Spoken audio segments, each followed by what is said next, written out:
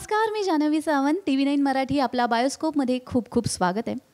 अलीकडे आपल्या प्रेक्षकांना समाजातील भीषण वास्तव दाखवणारे चित्रपट फार आवडू लागलेले आहेत आणि असाच एक चित्रपट येत्या 21 नोव्हेंबरला प्रदर्शित होणार आहे. चित्रपटाचं नाव आहे ऊत आणि त्यानिमित्ताने चित्रपटाची कास्ट आपल्यासोबत आहे. आपल्यासोबत आहे अभिनेता राज मिसाळ आणि आपल्यासोबत आहे अभिनेत्री आर्या सावे. तुमचं दोघांचंही खूप खूप स्वागत आहे.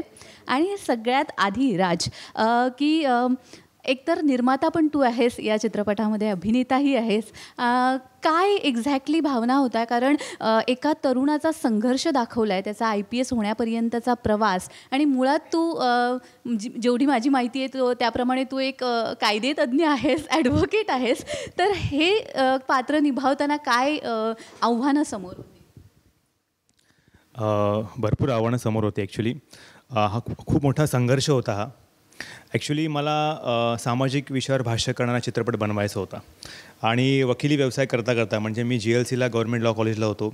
लॉचं शिक्षण घेता घेता पहिल्यापासूनच नाटक, एकांकिका, skit, fashion show, print, catalogue shows असं करत होतो.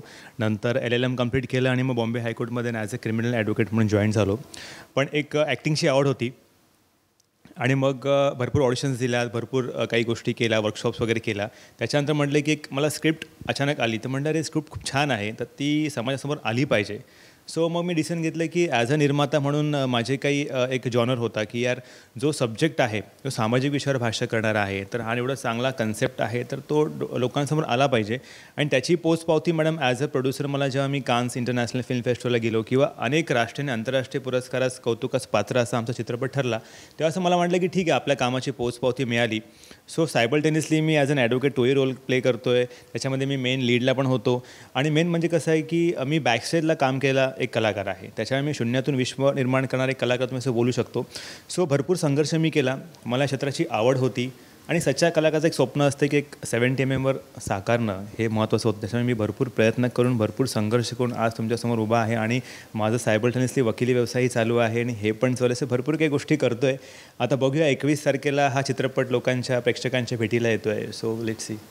निश्चितच, कारण नेहमी आपण जेव्हा सामाजिक प्रश्नावर बोलत असतो तेव्हा तो प्रेक्षकांना जास्त भावतो विषय. मी आर्य तुझ्याकडे येईन. हॉटेल मॅनेजमेंट करत असताना पहिलाच चित्रपट आहे, काय भावना आहे?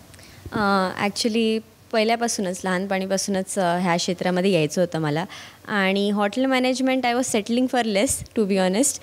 बट मला ती संधी मिळाली, कारण मीही ह्या क्षेत्रामध्ये येण्याची थोडंसं घाबरत होती आधी, कारण एवढी सगळी कॉम्पिटिशन आहे, कसं होणार. तर युनिवर्सनीच ती संधी मला आणून दिली आणि त्याच्यानंतर मी आता लकीली ॲज अ लीड काम करते आहे. सो खूप एक्साइटमेंट आहे की मूवी प्रेक्षकांना कसा वाटेल आणि असं तसं, आणि खूप मजा येते. एखाद्या सामाजिक विषयावरती आपण जेव्हा चित्रपट निर्माण करत असतो तेव्हा समाजाच्या सुद्धा आपल्याकडून काहीतरी अपेक्षा असतात. ओव्हरऑल आता सगळा चित्रपट टोटली कंप्लीट झालेला आहे शूट करून. उद्या परवा तो प्रेक्षकांच्या भेटीसाठी येणार आहे. यावेळी म्हणजे शूट झाल्यानंतर ते प्रेक्षकांच्या भेटीला पिक्चर येईपर्यंतचा जो मधला काळ असतो तो खूप म्हणजे एका निर्मात्यासाठी आपण म्हणूया आणि अभिनेत्यासाठी सुद्धा अर्थात तो उत्सुकता वाढवणारा असतो. तर सध्या काय भावना आहे?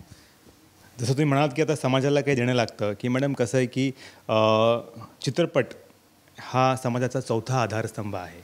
तर चित्रपटाच्या माध्यमातून आपल्याला काही समाजाला देणं लागतं, तर त्यातनं काही प्रेरणा किंवा काही एक उद्देश तो आम्ही देण्याचा एक प्रामाणिक प्रयत्न केला आहे. आणि सध्याचं एक भीषण वास्तव असं आहे की दुर्भाग्य आहे की महाराष्ट्रातला तरुण हा थोडा आता एक विखुरलेला आहे, एक ध्येयहीन झाला आहे. तर आम्ही परत त्या तरुणांना एक सांगण्याचा आम्ही प्रयत्न केलेला आहे की तुम्ही तुमच्या स्वप्नांपर्यंत कसं पोचू शकता. हा एक जिद्दी खेडेगावातला तरुणाचा संघर्ष दाखवला आम्ही. जसं टायटल आहे ऊत, भावनांचा उद्रेक. तर शरणम हा ग्रामीण भागातल्या प्रत्येक खेडेगावातला हा जो मुलगा आहे तो शरणम आहे.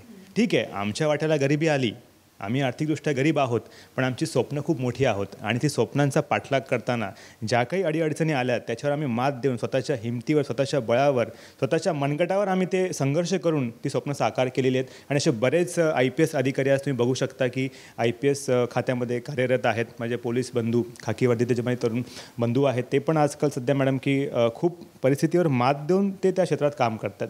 सो शरणम असा आहे की खेडेगावातला जो तरुण आहे तो शरणम आहे. आणि मी मगाशी म्हटलं की समाजाला आपलं काही देणं लागतं. सो सामाजिक विषयावर भाष्य करताना जेव्हा तुम्ही चित्रपट बनवता तेव्हा तुम्हाला भरपूर गोष्टींचं एक भान ठेवावं लागतं. जसं आपण बघतो आहे की असं समाजामध्ये अशा अनेक घटना आज घडत आहेत, पण त्याकडे आपण सर्रास दुर्लक्ष करतो आहे. अशा भरपूर विदारक वास्तव, भयान वास्तव आपल्या आजूबाजूला घडतं आहे, पण जे वास्तव तोपर्यंत आपल्या घरात येत नाही ना, तोपर्यंत त्याची जाणीव आपल्याला होत नाही. सो आमचं असं एवढंच म्हणणं आहे की चित्रपट बघितल्यानंतर 5 ते 10% जरी लोकांची मानसिकता जरी बदलली तरी आमच्या चित्रपटाचं सार्थक झालं असं मी म्हणू शकतो. निश्चितच. पण शरणममध्ये आणि तुझ्या ॲक्च्युअल लाईफमध्ये काय साम्य आहे, काय भेद आहे? मी रिअल लाईफमध्ये पण शरणमच आहे. मी शिस्तप्रिय, मला डिसिप्लिन खूप आवडतं. माझं एक प्रॉपर रुटीन आहे की जे ध्येय आपल्याला गाठायचं आहे त्याचा प्रॉपर फॉलोअप घ्यायचा आहे, नेवर गिव्ह अप, लढायचं आणि आपलं ज्या पण क्षेत्रामध्ये आपण जाऊ त्या क्षेत्रात आपण एक दिग्गज, आपलं एक व्यक्तित्व, आपलं एक ठसा उमटवायचा. म्हणजे शरणम जसा रिअल लाईफमध्ये आहे तसा मी आहे की प्रॉपर प्लॅनिंग करून, प्रॉपर कसं जायचं आहे, प्रॉपर प्लॅनिंग करून आपलं ध्येय कसं गाठायचं आहे. तो रिअल लाईफमधला शरणम आणि फिल्ममधला शरणम हा दोघांचे एक सेमच असं बोलू शकता तुम्ही. अगदीच. आर्या, मी ट्रेलर बघितलेला आहे आणि खूप संघर्ष म्हणजे ओव्हरऑल जे दिसतंय त्यातून जे जाणवलं आहे मला, एक सुंदर लव्ह स्टोरीसुद्धा यामागे फिरते आहे. पहिलाच चित्रपट आणि तो सुद्धा इतका गंभीर विषय, काय भावना होत्या जेव्हा तू ही भूमिका निवडलीस? ॲक्च्युली तारा हे जे माझं कॅरेक्टर होतं, तिचं जे कॅरेक्टर होतं ते सेम म्हणजे मी तिला रिलेट केलं, कारण ती क्यूटशी अशी कॉलेज गोईंग बबली मुलगी होती जी तिच्या बाबांची लाडकी फेवरेट होती. सो त्या कॅरेक्टरला प्ले करताना मला खूप मजा आली, कारण मी स्वतःच जसं जगते इन रिअल लाईफ तसंच मला ॲक्टिंगसुद्धा करायची होती. बट खरा चॅलेंज माझ्यासमोर तेव्हा आला, कारण तिच्या लाईफमध्ये, ताराच्या लाईफमध्ये खूप शेड्स आहेत. तिच्याबरोबर खूप काय काय घडते इन फ्युचर तिच्या ह्याच्यामध्ये, स्टोरी लाईनमध्ये, आणि ते सगळं ॲक्टिंग करताना थोडेफार चॅलेंजेस आले. बट आमचे जे डायरेक्टर सर आहेत, राम सर, त्यांनी आमच्याकडून 2 महिन्याचा वर्कशॉप करून घेतलेला. सो तारा माझ्यामध्ये अजूनही आहे, जिवंत आहे. सो खूप मजा आली. येस. निश्चितच. आणि अगदी शेवटी की ऊतच्या निमित्ताने प्रेक्षकांना काय सांगशील? ऊत हा शब्द महाराष्ट्राला काही नवीन नाही आहे, तो आपल्या मातीतला शब्द आहे. का रे ऊता लागा. सो ऊत हा चांगल्या गोष्टीचा करावा. जसं आपण म्हणतो सहज एक वाक्य घरी असतं गृहिणींसाठी वाक्य, अरे तो गॅस बंद कर, दूध उतू जाईल, हे कॉमन वाक्य आहे. सो ऊत हा शब्द महाराष्ट्राला काही नवीन नाही आहे. सो ऊत का पाहावायची भरपूर कारणं आहेत. एक तर ऊत या चित्रपटाच्या माध्यमातून नवीन चेहरे इंडस्ट्रीला मिळत आहेत.